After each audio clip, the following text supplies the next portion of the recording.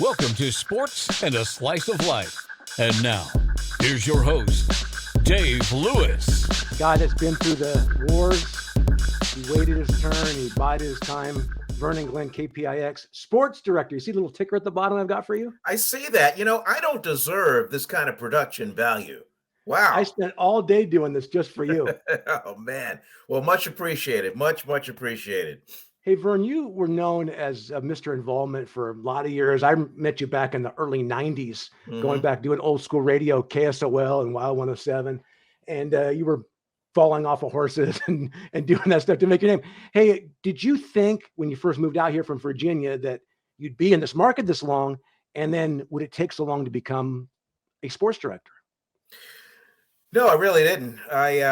I initially came out here with a 3-year contract and a 3-year plan from Baltimore, where I was with the CBS affiliate there. And it's an interesting story. My agent at the time said, "Hey, kid," he could call me kid. Hey, kid. I've placed a lot of my clients in the KRON newsroom, and just for fun, I showed them some of your stuff, and they liked you. I think they're going to make an offer. Boom. Beginning in 1990, they made an offer. I accepted. And then by late January, I was out here working in this big market with major league teams but I always thought, well, I'll just see what this whole left coast thing is all about. And I'll just soak up my experience. And that'll head back to the Eastern Seaboard where I'm from, to Philadelphia, Washington, D.C., something like that. And my first Christmas, I was living in San Francisco, Christmas Day. It was one of those days in San Francisco, 70 degrees, blue skies. I'm walking up and down Fillmore Street where I live in shorts and a t-shirt. And I said, I could get used to this. And in those days, it never rained. We were in a drought. So every day was just beautiful. And so there it is. I hung around. I re-signed again. Next thing I know, I got 23 years in at KRON, and you know the business. People work places and then they move somewhere else, but it's really kind of a close-knit business. And so my news director at KRON had moved on to KPIX, and then he gets a hold of me and says, "Hey, let's have a cup of coffee." And then that led to lunch with a general manager, and then that led to how about coming across the street and doing for us what you're doing for KRON? Because the digital age was coming, and the theory of the one-man band crew was just beginning. And I was the first sports one-man band in the San Francisco market. And so they saw what it was doing, and they wanted to turn their trend to that. And now all the stations have one-man band crews. Now, what you just described, it wasn't overnight. We're talking 30 years. Yeah. More than that, right? Yeah, 33 years in this market. 33 years and counting. And I got many more miles to go for you, Vern. So congratulations Hopefully. on that run. Hey, when you mentioned the one-man band thing, because I talked to you about it when you first started it, because you're trying to get a little side hustle going for you.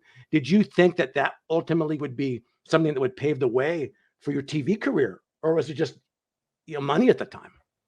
Did you think it would help you in TV? Did you think ultimately, learning how to do all this stuff is going to make me more marketable as a television guy? Yeah, certainly having that kind of skill set certainly helps, especially for the kids that are coming in today. You need to have that. In 2005, I really didn't have much of a choice. KRON was in bankruptcy under new ownership, and things were struggling. And we had a staff meeting, and management said, "Look, we're going to do this one-man band, this VJ system. Cameramen, you're going to be reporters. Reporters, you're going to be cameramen. And you're going to have to learn how to shoot and be a storyteller, basically." And it wasn't for everybody. We lost a lot of people that said, "Oh, no, I'm not going to do this. I would never pick up a camera." Yeah, but I had to embrace it. I mean, look, just 2005, I got 3 young kids. I got a house that I just got in Marin. And so I had to keep working. And so I really didn't have much of a choice. So I had to embrace it and accept it. And I'm glad that I did. I was going to ask you about that advice to give to a young broadcaster, because I get people calling all the time about how to do it, what to do, Yep. but you just described really a formula for making yourself valuable. It is. I mean, gone are the days of just showing up, standing in front of a camera, putting your earpiece in so you can hear the control room, and then just opening your mouth and just flipping your lips. No, no, no. You got to be the shooter. You got to be the producer. You got to be the talent. You've got to be the writer. You have to do it all and be able to tell a story and flip it to go on the air. You don't have hours to put it together. You gotta put it together and turn it around. So those that can do, and those that can't, NFL, not for long. Yeah.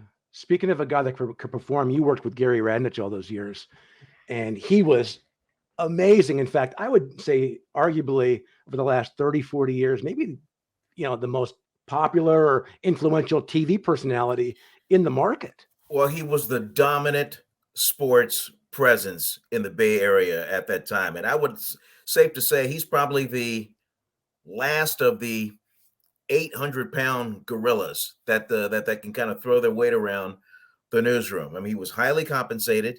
He was the reason to watch KRON at the time, and was well respected in the market. I mean, he was the man. And I've been fortunate throughout my career in every market I've worked in to work alongside the dominant presence in that particular market, whether it was Richmond, Virginia, Baltimore, Maryland, San Francisco. And so latching on to him gave me instant credibility, and Gary protected me in a lot of ways. He was one of those guys, kind of like an older brother. Yeah, he can pick on you, but nobody else can.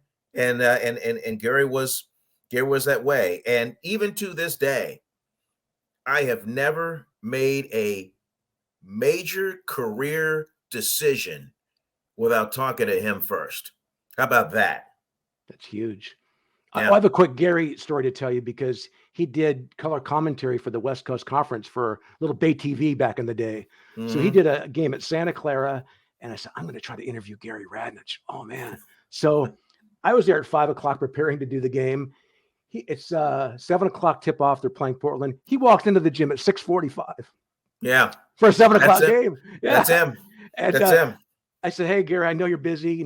Maybe halftime, I could trouble you for 5 minutes to do an interview on our little Santa Clara broadcast. And he looks at his watch. He says, well, can we record something right now? Yeah. Okay. So he comes over, and I was so nervous because I'm talking to the biggest guy in the market with my little scripted questions.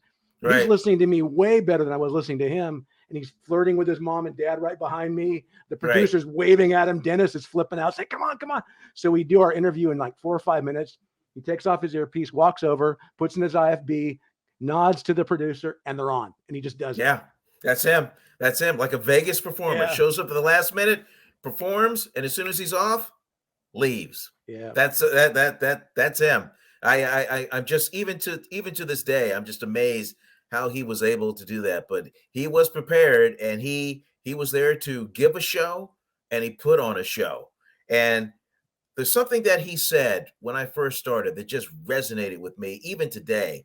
He says, hey, yeah, you want to make a niche in this market. You want to be a presence in this market. You do something where you can just walk up to somebody and go, name something he either said or did that you remembered. And if they rattle off stuff, then you've done your job. And so when I came up with the whole reporter involvement type thing, and he came up with the tag, Mr. Involvement, that just kind of stuck, because not everybody was doing that kind of stuff. Oh gosh, geez, man, the back pain on that bicycle attempt. And this right here, Jeff Ulbrich, that's the hardest I've ever been hit in my life. And when I came to, I was just thinking, wow, this happened 60, 65 plays a game. And Ulbrich, he was a bull rush linebacker. And even after that, I would do events. When Ulbrich would show up, I would just automatically flinch when I saw him in the ballroom. How much did that hurt? I mean, you're not acting right there on camera. No, that hurt. That hurt. I mean, I've never been hit like that ever. I mean, it was like a car hitting me. Oh, here I am as a rodeo clown, and when the bull got close, I didn't take any chances, so I ran off. And then here I am, at Santa Clara doing a story on getting hit by a pitch. A guy named Lou Donati had just set the NCAA record for being hit by a pitch with the Broncos. So I wanted to see what that was like. And the story behind that one, I shot that story, came back, put the tapes away. The tapes were erased and I had to go back and do it all over again. And then this is 1991. Keith Gilbertson was the Cal head coach. Put the ball on the 10, played scout offense against number 1 defense. And then here's a second attempt at a bungee jump in Angels camp off a bridge. I just couldn't let go. Look, 6th attempt. And then I finally let go. Once you let go, there's nothing you can do but scream. And that's what I did. So people saw that, and people, it was relatable because I was just the regular guy that would get off the couch and try these things. Here I am with the A's trying to catch a knuckleballer, and Ray Fosse had just told me to go in the clubhouse and put a cup on, and I'm glad he did. And then there I am trying to be a bull rush lineman with the 49ers. Derek Deese and Kevin Gogan threw me into the rehabilitation pool. So people saw that. I mean, people thought that was just hilarious, and that's how I created a niche where I was just doing something that nobody else was doing. But that's what you had to do at the time to really kind of make yourself known in this market, other than just staring at the prompter and going 7-2, 5-4, 121, 115. You had to bring something different. You had to be different than anybody else. Well, I remember you were at the Bay Area Panthers training camp and you brought those videos and you're showing the players and the coaches. Oh, yeah. It's hilarious. I mean, they're loving this. Someone says 15 years old, 20, and it still rings true to this day. I can remember going at the then San Jose SaberCats down in Campbell, and they threw a uniform on me, and I was trying to catch balls off the net to try and return it. I mean, that's harder than it looks. Definitely harder than it looks. Do you have any, Vern? I know I asked you on the drive in, any that stands out in your mind, favorites? And you couldn't, but what about one maybe you were afraid to do, the one that you were most fearful of? Because I think of that bungee jumping. And the bungee jump, I think everybody can relate to the fear of letting go of a perfectly good bridge. Hello, really?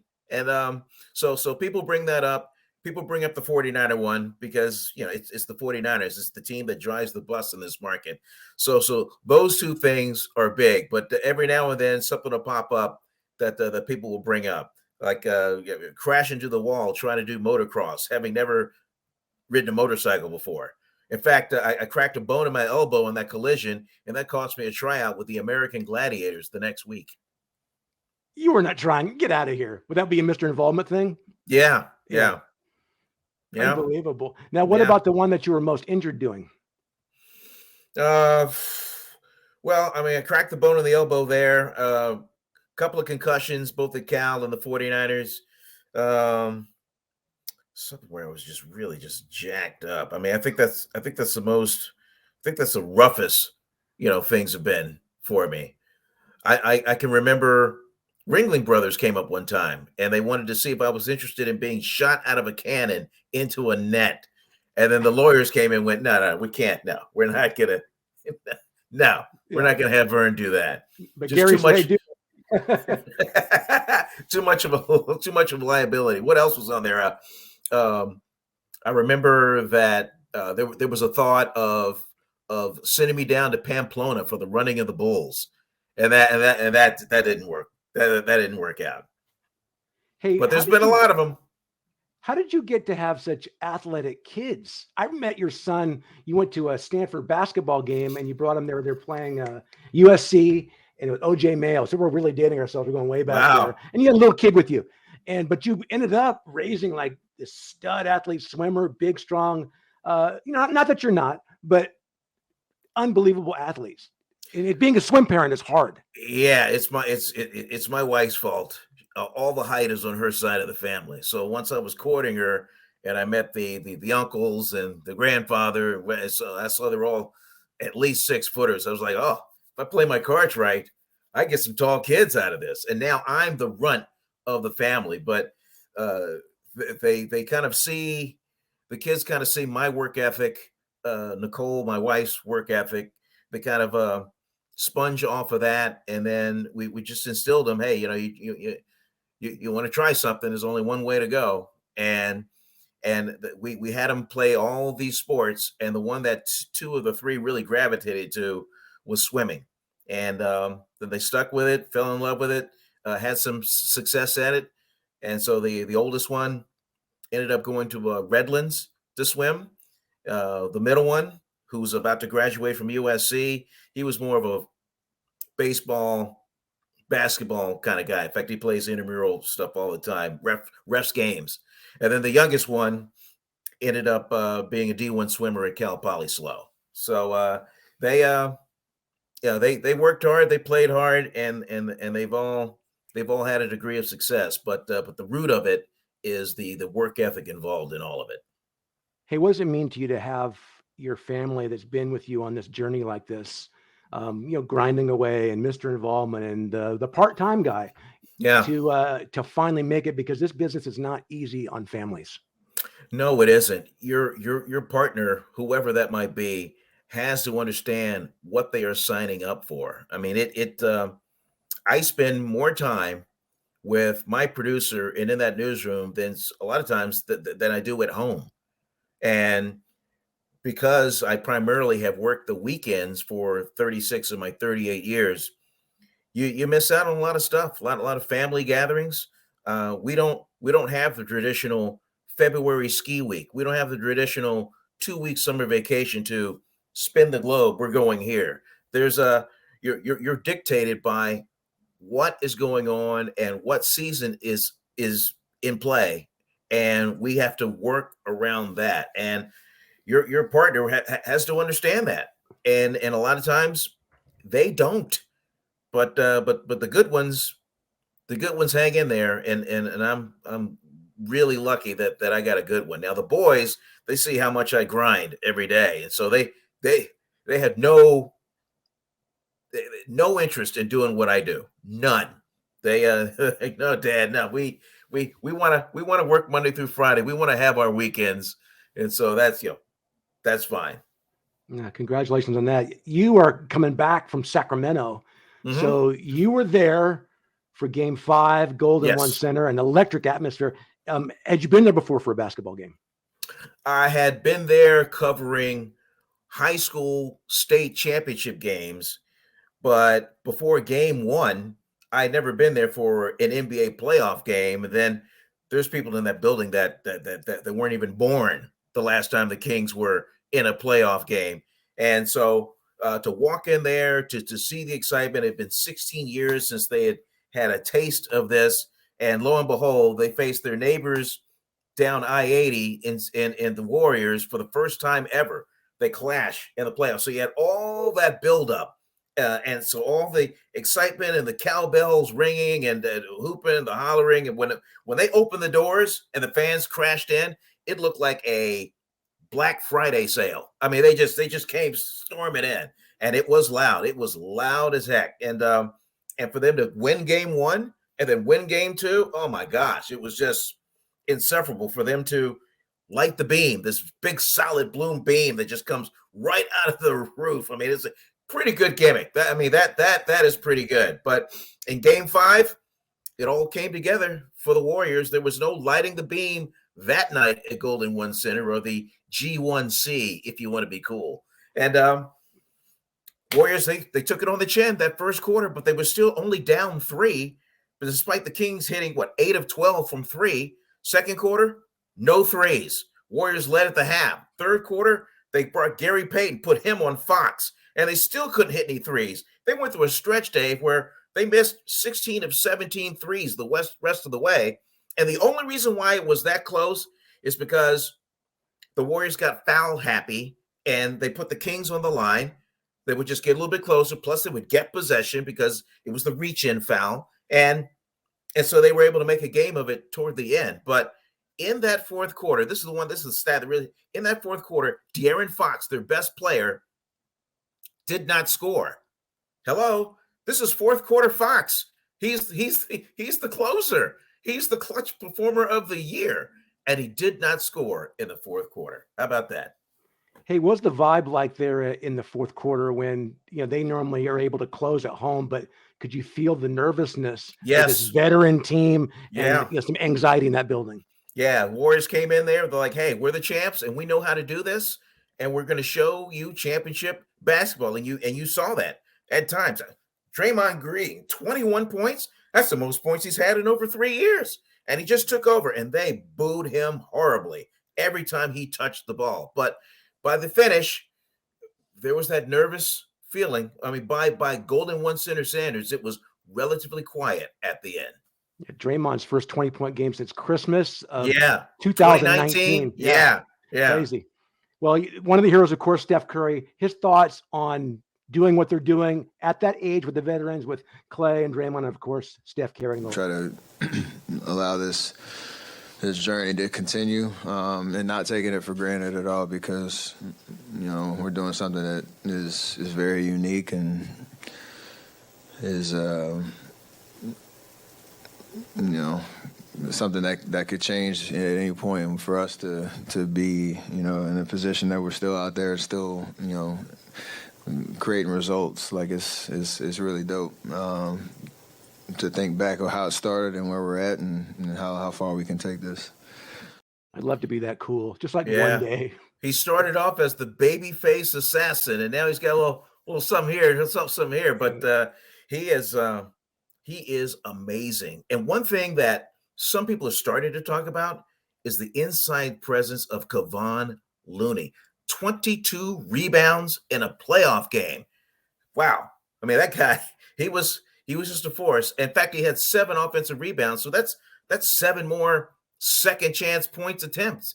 So yeah, you never think of him being in the same sentence as Wilt Chamberlain and Nick Herman. I mean, come on. And he plays in all of the games. He doesn't miss a game. He's an Iron Man. And I can remember, Dave, you remember too, when he first came in the league, he couldn't stay healthy. He was injury prone all the time, but he credits taking care of his body. He's an avid yogi, so he's got a little yoga mat nearby, and he has just been solid. Changed his diet, eats a lot of fish. Good for him. Close him out in Game 6. Yeah. You think it's Game over? 6, which will, by the way, will be a Friday 5 o'clock start. 5 o'clock. We are strongly urged by Raymond Ritter, who was the director of communications for that team, to urge everybody to be there. If you're going to the game, be there on time at 5 o'clock. That's when they jump it up. It's all for TV because they want the Warriors on in prime time, which is back east, which would be 8 o'clock Eastern. But 5 o'clock, a chance for the Warriors to close it out. But Dave, closeout game, that's tough to pull off. Absolutely. They always say the hardest win is the last one, right? To close out the Yep. series. Yep. Hey, one more thing for fun, because you're athletic, you've been through a lot, experienced some aches and pains, but also you're a high-level dancer. So we saw Vern Oh my Glenn. gosh. I mean, come on now. Where did you get that from? Now, this is the morning show. So Yeah. I know That's Gianna the morning can crew dance. trying it. Yeah. She's got some moves. Former Miss San Diego County. But And then there I we am. bring you. And this woman right next to me, Tara, she's a former Warrior girl. And so she started this dance studio in Novato called Love to Dance. And she was encouraging me to go out and dance with her students. And then they taught me a little routine. And then bam, we were on. Hey, I mean, you got a little swag to you. I mean, you're not just robotically doing that. You're into Well, that. she was like, hey, have some attitude, when you're going for it. So I tried to sell it, Dave. Oh, Old man like me. How long did it take to learn that? 10 minutes. Really? 10 minutes. Yeah. Fast learner. We went through this over and over and over and over again. So if you had seen the first few takes, it didn't work out so well. So you saw the best take right there. Yes. That's the one that aired. I feel guilty only having you on like after you had the title, like, you weren't good enough before as the part-time. But no, we'll do this again. And I really appreciate it. This is an awesome visit, man. I'm fired up for you. I've known you for 3 decades, and to finally get to that coveted title, as we see on the ticker, it's super awesome and well deserved. Yeah, all my life I've wanted that title that you see at the bottom of the screen, and I'd never been one at any level at any market. I was always the sidekick or the weekend guy, and these last almost couple of years I've been the interim guy. And so to lose that interim and have that, it just it's everything's the same. I mean, nothing changes in our workflow. We all have our roles, and that's why the system works in the sports department at KPIX. But it just a little bit, it just kind of feels different. The only thing I can equate it to is if you're let's say you're like the acting chef of a restaurant, you're working with the sous chefs, and everybody kind of like does their thing, and then all of a sudden, like, you're the chef, and so all you're thinking about is there enough oregano in that meal? Did we order the flour? So it just little things that you think of, and I mean, you work hard enough as it is, but I just feel like I feel like it's just different. Like I've turned it up just a little bit, if that's even possible.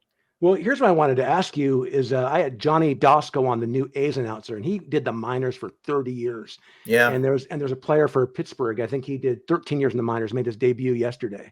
And not that you're in the minors because you were always in the big market, but to get your shot, you waited a long time. Do you feel like you appreciate it so much more than if you got this gig when you were 30? I really do. I appreciate the grind of the early years, starting off in Richmond, Virginia at WXEX, is now WRIC now, and just kind of learning the business, learning the trade, being in a small enough market where you could make a mistake and learn from it without hurting your credibility. And so I really appreciate those days. Appreciate everybody I worked with, learned from, and even going on to Baltimore, a little bit bigger of a market. And I thought I was going to be in Baltimore for a long time, and then San Francisco came into my life. So I don't take it for granted. That is for sure. But I'm lucky enough where I knew in the 10th grade that this is what I wanted to do. And once I figured that out, by the time I got to University of Virginia, I knew, hey, major in broadcast journalism. I didn't want to be a doctor. I didn't want to be a lawyer. I didn't want to be a finance guy like everybody living around me. But I just wanted to be a local TV guy covering sports, which was my passion. And that's why I've never worked a day in my life. You crush it on a nightly basis. KPIX, also game day on Sunday. The great Vern Glenn. I appreciate you. Thank you, Dave. Appreciate it. This was fun. Let's do this again. Thanks a lot for stopping by today. Like and subscribe. Smash that button. It's huge and helps out in such a big way. You can also subscribe to the Dave Lewis Show, the audio version, on Apple Podcasts, Google Podcasts, iHeartRadio, wherever you get your podcasts. The 5-star reviews, the positive comments help out in such a big way. I really appreciate it. Thanks again for watching, and we'll talk to you next time.